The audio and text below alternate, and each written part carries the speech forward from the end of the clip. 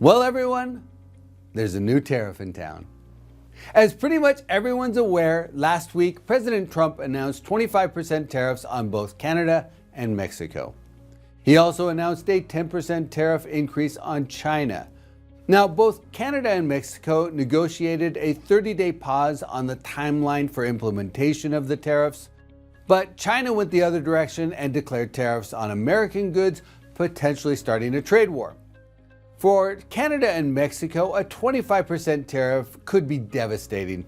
About 75% of Canada's exports come to the United States, and for Mexico, it's about 80%. So a 25% tariff would likely push both of those economies into a recession. China's in a different position. Only about 15% of China's exports come to the US. So for China, although the 10% tariff increase could create economic challenges, the risks aren't as significant. And while Canada and Mexico have pushed back on the timeline, the tariff negotiations are far from done. We'll likely be revisiting the Canada and Mexico tariff conversation soon. So, what would tariffs like these mean for the US economy? First, it would negatively impact economic growth. The blue chip economists currently forecast 2.2% growth in 2025, and tariffs would reduce that growth to somewhere between 0.7% growth to 1.8% growth if they were implemented at the rates put on the table last week. In addition, economists believe tariffs would increase inflation by about 0.5%, so that would take inflation back up to the low to mid 3% range. And that would put pressure on the Federal Reserve to hold rates higher. The Fed probably wouldn't raise the overnight rate, but they probably wouldn't lower rates either. I've also seen prognostication that the 10-year Treasury could go up by as much as 50 basis points, and that would certainly impact commercial real estate lending. Aside from the potentially higher interest rates, the direct impact on commercial real estate would be limited. For office, the effects would be nominal. Warehouse space demand could be reduced over the long run if consumption declines. That would reflect reduced spending on imported products. About 75% of the toys and games purchased by Americans come from China.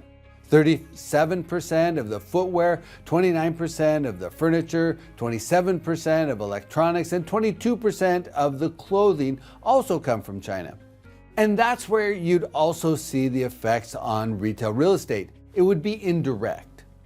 Tariffs may weigh on some types of retail sales and perhaps cause some challenges for specific individual retailers, but the impact on retail real estate itself would likely be limited.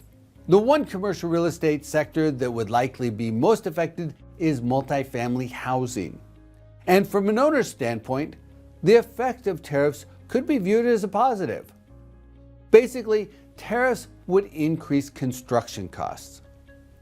31% of the softwood lumber used in construction is imported, and about 80% of the imports come from Canada.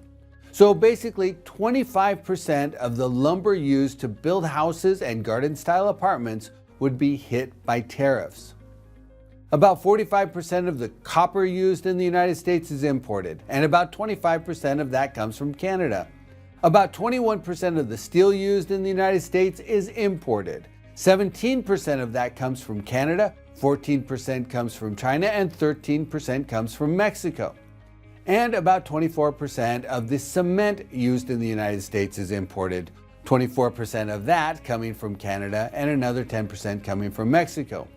So, in a nutshell, the proposed tariffs would drive up the construction costs on multifamily projects by about 7.5%. Multifamily housing construction is already slowing, with the total number of units under construction down by 41% compared to the peak set in 2023. So, when a 7.5% bump in material costs is combined with rising labor costs, rising debt capital costs, and other construction headwinds, it could drive housing construction down even more. Now, for existing multifamily owners, adding even more headwinds on new housing supply would put downward pressure on vacancy rates leading to rising rents. So while tariffs themselves will have little direct effect on most types of commercial real estate, the indirect impact is more significant. Increased construction costs, a slowing economy, higher inflation, and higher interest rates would all weigh on the sector. So even though Canada and Mexico have pushed back the timeline on the implementation of tariffs, this conversation isn't done. And that means this whole topic will be surrounded by uncertainty for the next month or longer. Tariffs are one of the news items every investor will want to monitor as they keep their eyes on the horizon.